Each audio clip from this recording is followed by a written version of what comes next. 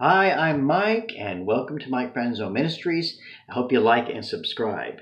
And today I want to share with you an article that I wrote a while back entitled The Real Santa Claus, The True Story of St. Nicholas. In 280 AD, in a small town called Patara, in Asia Minor, a child was born. His elderly parents were well known and of considerable wealth. Unfortunately, tragedy came early to this family because in a horrible plague, the young man lost his mother and his father. The small boy became an orphan, albeit a wealthy one. But before their untimely death, his parents had bestowed on him a unique gift, and that was the gift of faith. Now, the boy was sent to live in Myra, and Myra was a busy Mediterranean port city on the south coast, all right? And even at a young age, he was different. He lived a life of faith and love. He had even devoted himself to serving God and serving others. And as he began to grow, his faith began to grow as well. Nicholas even considered joining a secluded monastery until the Lord spoke to him and told him not to hide his light under a bushel. He became the Bishop of Myra in Asia Minor, a selfless man.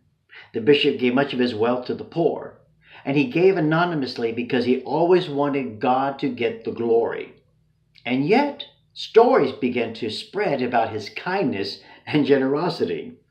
One story was told about a merchant in town who had gone bankrupt. The creditors threatened to take his house and his children. Now, he had 3 daughters, and the merchant had the idea that if he could marry his daughters off, the creditors could not take them, but with no money for a dowry, that was not going to happen. The bishop heard of this dilemma. He threw 3 bags of gold through the window. All the daughters were able to get married, and they were saved from a life of sexual exploitation and a life of degradation. It was reported that many times he would disguise himself and give gifts to the poor village children. Sometimes he left gifts at night. Now, the bishop loved all, but the children had a special place in his heart, and they brought him the greatest joy. Years later, Nicholas was arrested and imprisoned. It was during the Emperor Diocletian's persecution of Christians. Why? Because he refused to deny his faith. Now, he was later freed when Emperor Constantine ended Rome's 3-century-long persecution of Christians. But it was reported that even in prison, the bishop shared his meager provisions with the other inmates. He believed that giving to the needy was the same as giving to God. Now, after his release, he preached against the immorality there in Myra, the immorality of Artemis or Diana's fertility worship, just like the Apostle Paul did in Acts 19. His preaching resulted in the tearing down of the local Diana temple. He even preached and confronted the dishonest government officials to change their ways as well. Now, Greek Orthodox tradition attributes many miracles to the fervent praying of Bishop Nicholas. There was a story that once there was a storm, it was so bad that the fishermen were stuck out there in the sea. The fishermen and the sailors were stuck out there, and they couldn't get back in. So the local people contacted Nicholas and asked Nicholas to pray, and he prayed. Well, the story goes that the sea became calm, and the fishermen and the sailors were able to return to port. After this, many considered Nicholas the patron saint of sailors. He continued to give to the poor and needy, and in time he spent his entire inheritance. Nicholas died on December the 6th, 343 AD. His body was shipped to Bari, Italy, where it is today.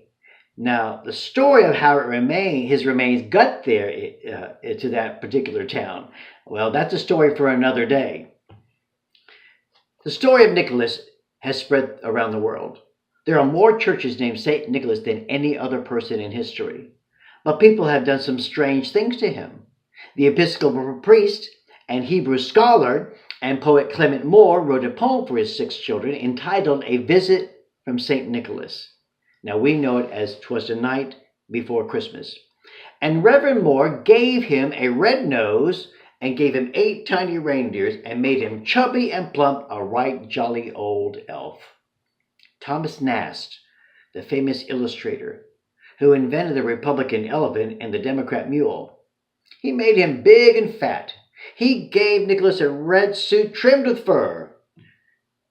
Many children came to believe that St. Nicholas, or St. Nick, rode his horse across the sky and left gifts for the children. As time went on, others gave him names like Belsnick, Kris Kringle, Sinterklaas, or St. Nicholas, which all was later pronounced and changed to Santa Claus. But what is really important is that this young man came out of tragedy.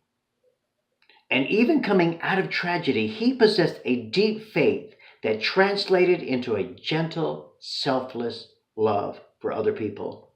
It was a love that touched the world, but it was a love that gave us an example to follow. I think about that verse in John 3:16.